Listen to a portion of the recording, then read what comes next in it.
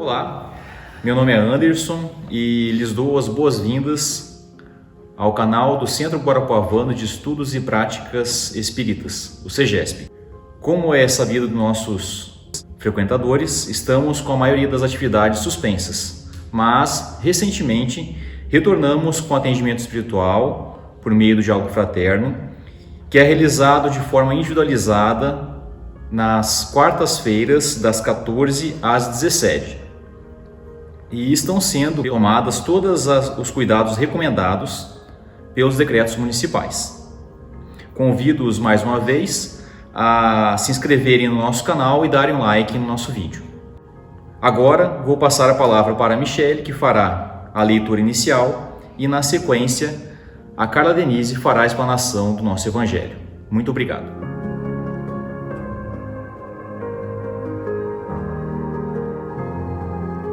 Olá! A leitura de hoje é do livro Vinha de Luz, psicografada por Chico Xavier. A prece recompõe. E tendo orado, moveu-se o lugar em que estavam reunidos. Atos 4:31. Na construção de simples casa de pedra, há que despender longo esforço para ajustar ambiente próprio, removendo óbices, eliminando asperezas e melhorando a paisagem. Quando não é necessário acertar o solo rugoso, é preciso, muitas vezes, aterrar o chão, formando leito seguro à base forte. Instrumentos variados movimentam-se metódicos no trabalho renovador. Assim também na esfera de cogitações de ordem espiritual. Na edificação da paz doméstica, na realização dos ideais generosos, no desdobramento de serviços edificantes, urge providenciar recursos ao entendimento geral, com vistas à cooperação, à responsabilidade, ao processo de ação imprescindível. E sem dúvida, a prece representa a indispensável alavanca renovadora, demovendo obstáculos no terreno duro da incompreensão. A oração é divina voz do Espírito no grande silêncio. Nem sempre se caracteriza por sons articulados na conceituação verbal, mas invariavelmente é prodigioso poder espiritual comunicando emoções e pensamentos, imagens e ideais, desfazendo empecilhos, limpando estradas, reformando concepções e melhorando o quadro mental em que nos cabe cumprir a tarefa a que o Pai nos convoca.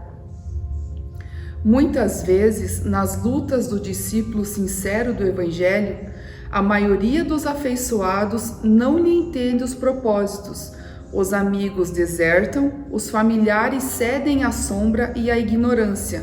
Entretanto, basta que ele se refugie no santuário da própria vida, emitindo as energias benéficas do amor e da compreensão, para que se mova na direção de mais alto, o lugar em que se demora com os seus.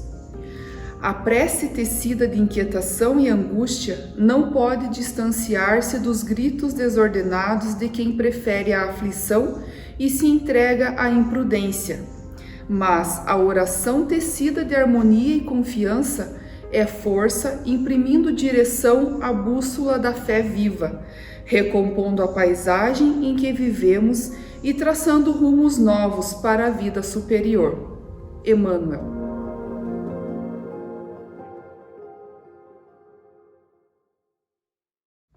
Olá! Felizes por poder estar nesse momento conectados para mais um estudo do Evangelho de Jesus. Em dias tão diferentes em que vivemos, acredito que todos nós acabamos nos lembrando um pouco mais de um ensino que Jesus nos deu, que é a prece. Os momentos difíceis nos fazem lembrar mais vezes de elevarmos o nosso pensamento buscando um amparo, um alento. E esse é o tema do nosso Evangelho de hoje, o capítulo 27 do Evangelho segundo o Espiritismo, com o título Pedi e obtereis. Temos como foco os itens 9 a 15, que trata da ação da prece e transmissão do pensamento. Iniciando a nossa análise e o nosso estudo, temos uma mensagem do Momento Espírita. Diz disciplina do pensamento. Você consegue imaginar quantos pensamentos temos por dia? Estudiosos informam que temos entre 60 e 95 mil pensamentos em 24 horas. É uma quantidade realmente muito grande. Isso significa, por exemplo, que durante esta mensagem poderemos chegar a ter entre 200 e 330 pensamentos. Trazemos então uma primeira reflexão. Quantos desses tantos pensamentos diários são bons, úteis? Quantos são maus, inúteis? Infelizmente, a maioria deles ainda não pode ser classificada como pensamentos saudáveis e construtivos. Porém, existem formas de se disciplinar o pensar, pois bem pensar é a elevada forma de se viver. Aqui vão alguns ensinamentos importantes a respeito da disciplina do pensamento. Se meditarmos em assuntos elevados, na sabedoria, no dever, no sacrifício, nosso ser impregna-se pouco a pouco das qualidades de nosso pensamento. É por isso que a prece improvisada, ardente, o impulso da alma para as potências infinitas tem tanta virtude. É preciso aprender a fiscalizar os pensamentos, a discipliná-los, a imprimir-lhes uma direção determinada, um fim nobre e digno. Cada tipo de pensamento tem que ter a sua hora, o seu lugar.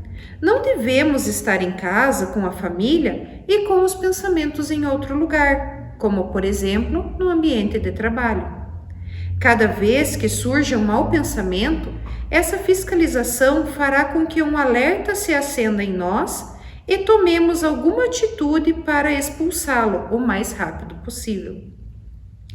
É bom também viver em contato pelo pensamento com escritores de gênio, com os autores verdadeiramente grandes de todos os tempos e países, lendo, meditando sobre suas obras, impregnando o nosso ser da substância de suas almas.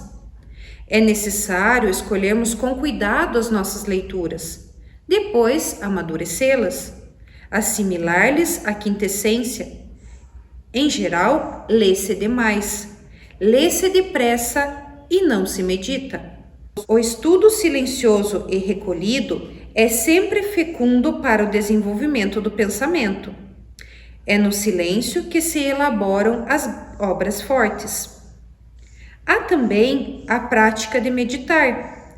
Na meditação, o espírito se concentra, volta-se para o lado grave e solene das coisas.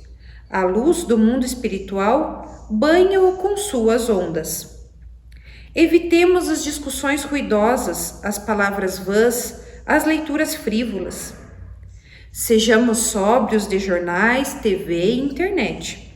O contato com essas mídias, fazendo-nos passar continuamente de um assunto para outro, torna o espírito ainda mais instável. A alma oculta profundezas onde o pensamento raras vezes desce, porque 1000 objetos externos ocupam-no incessantemente. Disciplinar os pensamentos significa disciplinar a vida e escolher caminhos mais seguros. Na nascente de todos os atos, palavras e ideias estão os pensamentos. Mudemos a matriz e teremos uma vida renovada e mais feliz. Lembremos-nos, bem pensar é a elevada forma de viver. Esta mensagem do Momento Espírita nos traz as primeiras reflexões. A prece é um chamamento. Por ela, nós nos colocamos em relação mental com o ser a quem nós nos dirigimos. Então, se nós nos colocamos em relação mental, nós estamos dirigindo o nosso pensamento. Tudo que nós rogamos é ouvido por Deus, seja quando nos dirigimos diretamente a Ele, ou seja quando nós recorremos a um intercessor, pois tudo o que acontece pela vontade e conhecimento de Deus. Os espíritos superiores, os santos, os anjos, eles são executores da vontade do Pai.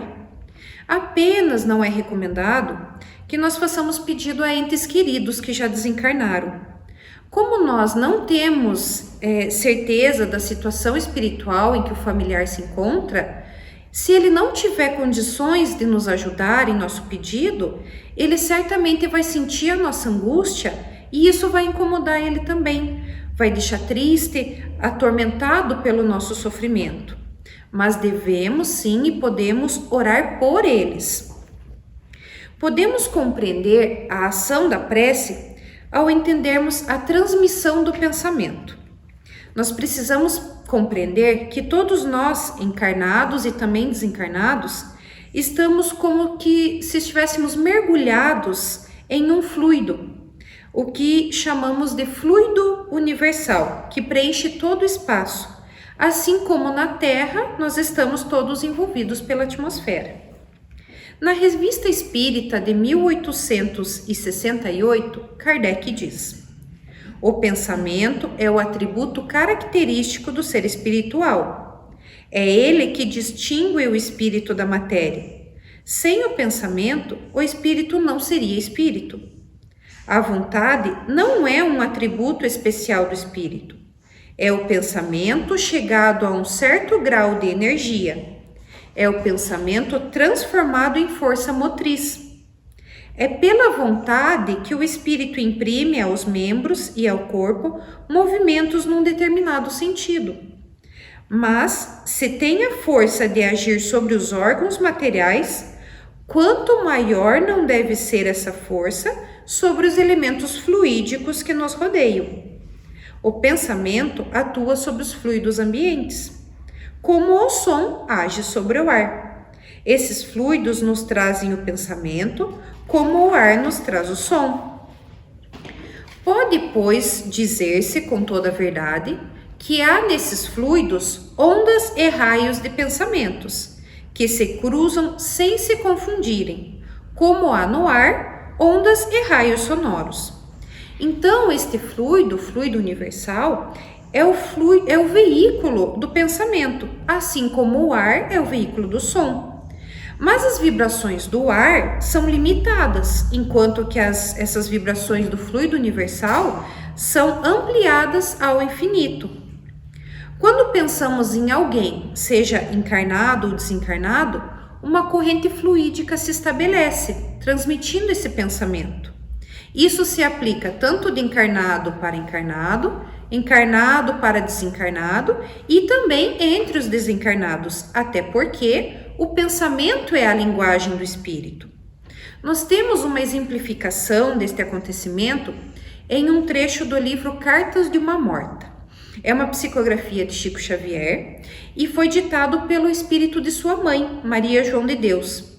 Esse livro foi uma resposta dela a Chico quando ela se comunicou pela primeira vez. Chico pediu que ela relatasse sobre suas experiências no plano espiritual. E dentre esses relatos dela, nós tiramos o seguinte trecho. Logo que me habituei à nova vida na erraticidade, um dos espetáculos mais empolgantes era o de contemplar a Terra a certa distância. De volta das regiões atmosféricas do planeta, fui induzida pelo meu ilustre companheiro a contemplar o que podemos chamar de aura da Terra. Vi, a princípio, as camadas de espaço que lhes são imediatas como um todo homogêneo numa cor uniforme. Mas meu guia exclamou: busca ver como a humanidade se une pelo pensamento aos planos invisíveis. O teu golpe de vista abrangeu a paisagem. Procure agora os detalhes. Fixando atentamente o quadro, notei que filamentos estranhos em posição vertical se entrelaçavam nas vastidões sem se confundirem. Não haviam dois iguais, e as suas cores variavam, do escuro ao claro mais brilhante. Alguns se apagavam, mas outros se acendiam em extraordinária sucessão e que todos eram possuídos de movimento natural, sem uniformidade em suas particularidades. Esses filamentos, disse com bondade, são os pensamentos emitidos pelas personalidades encarnadas. São reflexos cheios de vida, através dos quais podemos avaliar os cérebros que os transmitem. Aos poucos, conhecerá quais são os do materialismo, os da maldade, os da pureza, os do amor ao próximo. Esses raros que aí vês e que se caracterizam pela sua claridade fulgurante, são os emitidos pela virtude, e quando nos colocamos em imediata relação com uma dessas manifestações que nos chegam dos espíritos da Terra, o contato direto se verifica entre nós e a individualidade que nos interessa. Aguçada a minha curiosidade, quis entrar em relação com um pensamento luminoso que me seduzia, abandonando todos os outros que nos circundavam para só fixar a atenção sobre ele. Afigurou-se-me que os demais desapareciam, enquanto me envolvia nas irradiações simpáticas daquele traço de luz clara e brilhante. Ouvia então longínqua voz a exclamar: meu Deus, atende ao meu coração de mãe desamparada. Se falta a mim e aos meus filhos a proteção do mundo, não vos falte a tua própria providência misericordiosa. Valha-me neste lagre de lágrimas a tua bondade infinita, ó Pai nosso que estais no céu. Ouvindo essa prece comovedora, vi igualmente uma figura de mulher ajoelhada e banhada em pranto. Num átomo de tempo, por intermédio de extraordinária interfluência de pensamentos, pude saber qual a razão das suas lágrimas, das suas preocupações e como eram amargos os seus sofrimentos. Sensibilizada com as manifestações daquela alma exilada, instintivamente enviei-lhe pensamentos consoladores, pronunciando palavras de fé e de esperança. Como se me houvera pressentido, via meditar por instante com o olhar cheio de estranho brilho, levantando-se, reconfortada, para enfrentar a luta, sentindo grande alívio. Então, este é o relato de Maria João de Deus, que nos mostra um pouco de como os espíritos desencarnados recebem as nossas orações. Como ela sintonizou e sentiu aquelas emissões que aquela mãe encarnada suplicava. E como, com isso, as vibrações de amor e de fé que Maria pôde auxiliar a rogativa daquela mulher. Kardec no Evangelho nos diz: a prece é recomendada por todos os espíritos. Renunciar a ela é ignorar a bondade de Deus. É rejeitar para si mesmo sua assistência e para os outros o bem que poderia fazer. É muito comum que nós nos lembremos de fazer a prece quando nós estamos em momentos de dificuldade. Sendo assim, nós fazemos para pedir amparo, pedir socorro, às vezes mesmo até para pedir algo que nós pensemos que materialmente vá nos fortalecer. Nós precisamos pedir, sim, é normal e é necessário, mas nós não podemos esquecer de agradecer, ainda que tenhamos problemas e dificuldades, pois são esses problemas que mais nos ajudam a crescer. Nós sempre devemos tirar lições dos problemas que enfrentamos. E por isso também nós devemos agradecer. Sem contar que Deus nos deu a oportunidade da vida. Só esta já deveria ser a nossa maior gratidão. Fazendo uma ligação do relato da mãe de Chico com a mensagem do Momento Espírita, nós nos interrogamos: como são esses raios que nós estamos emitindo? Estamos na categoria dos raros, com claridades fulgurantes? Ou estamos mais com os materialistas, com os raios escuros? Que cor são esses pensamentos? Que cor refletem os nossos pensamentos? Procuremos seguir as recomendações dessa mensagem do Momento Espírita, buscando a disciplina dos nossos pensamentos. Não é fácil, é prática, é dia a dia, mas são recomendações que a gente pode seguir. No livro Pensamento e Vontade, de Ernesto Bosano, que foi um filósofo italiano e respeitável escritor espírita, ele diz: o pensamento e a vontade são forças plásticas e organizadoras da natureza, elaboradas pela mente do espírito. Portanto, não é função do cérebro, que executa os comandos da mente. Nosso pensamento é criador. Quando nós pensamos, é como se imagens fossem criadas. Assim como a mãe de Chico contou, que escolheu um pensamento luminoso e a ele se ligou, que visualizou a mulher, pôde saber os motivos das suas angústias, pôde ouvi-la. Assim como nós temos os nossos pensamentos. Ela visualizou, ela se deteve aquele que chamou a atenção. Nós também temos a liberdade de escolher as emissoras que assistimos, os filmes, os programas, e sintonizamos eles conforme nossas preferências. Assim também os espíritos fazem. Visualizam os nossos pensamentos e sintonizam e se aproximam conforme suas preferências. O que estamos emitindo? Quais espíritos estamos atraindo com os nossos pensamentos? O pensamento é a linguagem das almas, a força imensa que liga os mundos, as humanidades, que liga a criatura ao Criador, que liga a alma a Deus. É uma passagem do livro Almas que Voltam. E o que é a prece, senão essa ligação com o Criador? É no pensamento que elaboramos nossas preces. Não é preciso verbalizar quando fazemos prece. E isso, claro, quando estamos sozinhos. Logicamente que em um grupo nós ainda não podemos achar que a nossa prece vai passar por telepatia. Não estamos nesse nível, um dia podemos chegar lá.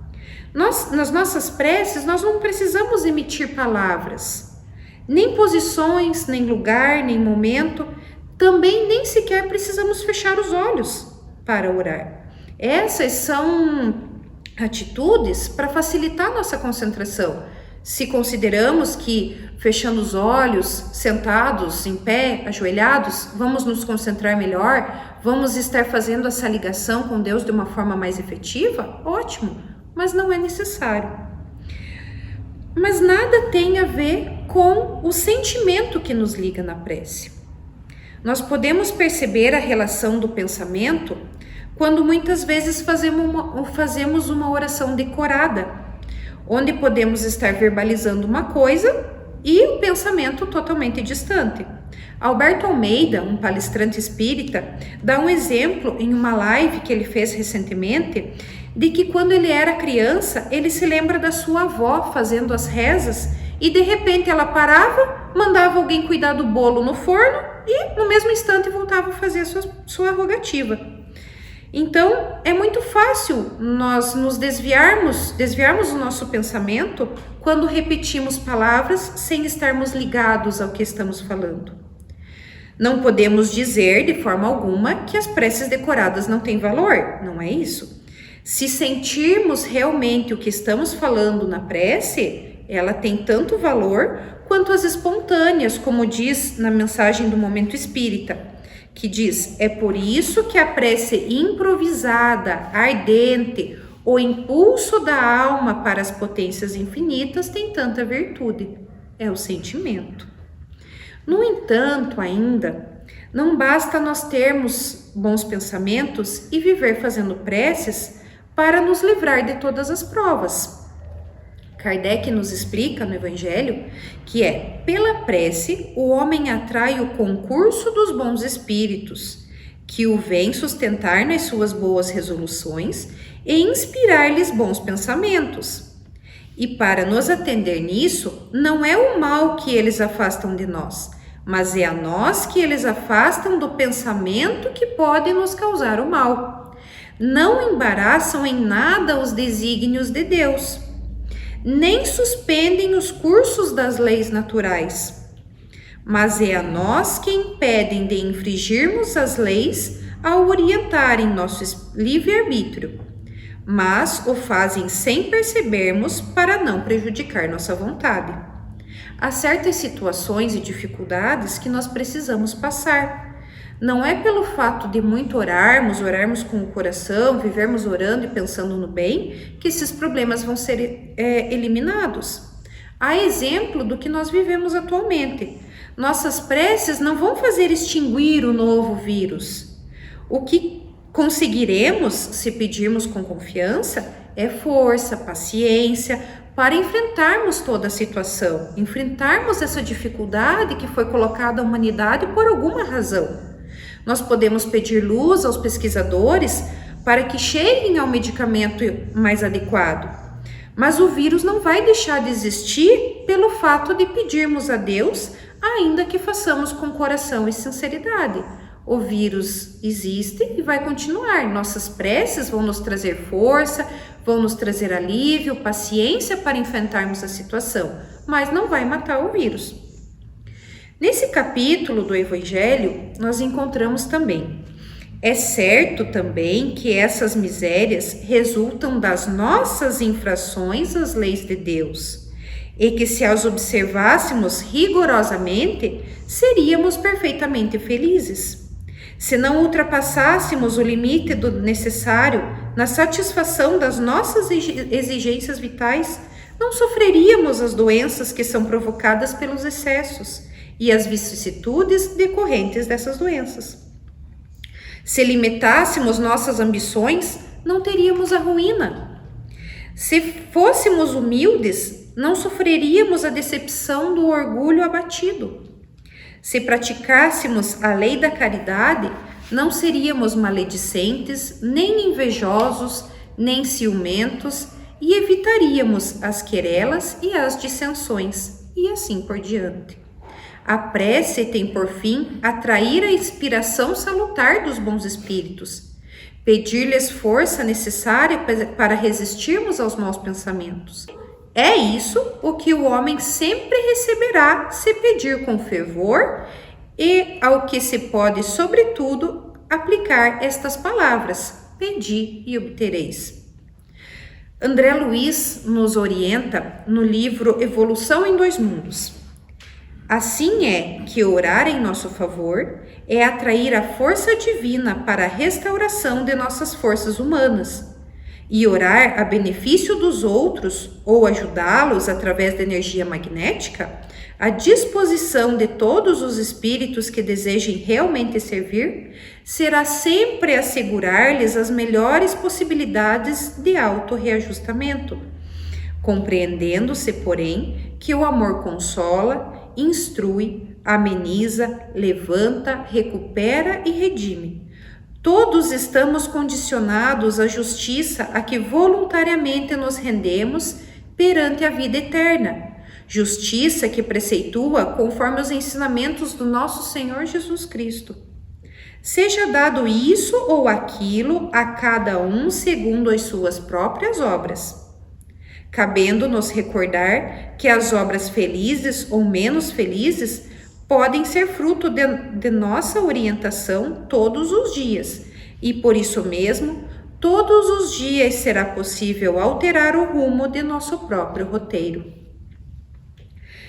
Para finalizar, nós aproveitamos o tema e lembramos a importância do Evangelho no lar. Se a prece individual traz tantos benefícios, se um pensamento ligado ao bem, elevado aos bons espíritos, não fica sem resposta e sem amparo, qual não será o poder dessas preces sinceras, da união de pensamentos em família? Temos diversas passagens, diversos livros em que os espíritos superiores nos orientam e nos recomendam a prática do Evangelho no lar. Lembrando que o culto do Evangelho no lar não é uma invenção do Espiritismo, mas uma prática ensinada pelo próprio Mestre Jesus quando se reunia com os apóstolos e seguidores na casa de Pedro.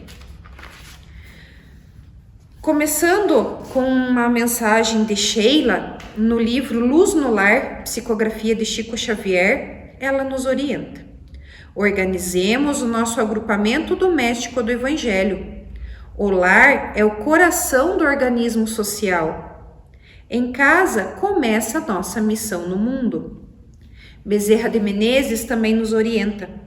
Trabalhemos pela implantação do Evangelho no lar, quando estiver ao alcance de nossas possibilidades. Trazer as claridades da Boa Nova ao templo da família é aprimorar todos os valores que a experiência terrestre nos pode oferecer. Auxiliemos a plantação do cristianismo no santuário familiar, se desejamos efetivamente a sociedade aperfeiçoada amanhã. Joana de Ângeles, no livro Messe de Amor, dedica uma das 7 noites da semana ao culto do Evangelho no lar, a fim de que Jesus possa pernoitar em tua casa. Prepara a mesa, coloca a água pura e ora. Jesus virá em visita.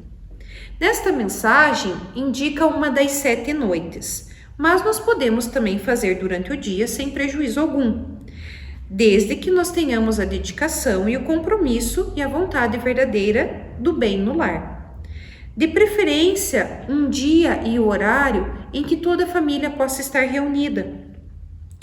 Pode-se iniciar com uma prece simples e espontânea, em seguida fazer a leitura de um trecho do Evangelho segundo o Espiritismo, comentando-o a seguir, se for vontade dos participantes. Pode-se também fazer a leitura de uma outra obra com mensagens elevadas, podendo esta ser infantil quando nós temos crianças em casa. Assim vai gerar maior interesse para elas e também estimular a participação delas. Encerra-se então com uma prece de agradecimento e louvor, estendendo os pedidos que sintas necessidade de fazer. Quando mais de uma religião é professada no lar, ou ainda em lares não espíritas, também é possível fazer esse momento de oração. Como dissemos, não é uma prática inventada pelo Espiritismo, é uma orientação e uma prática do próprio Jesus.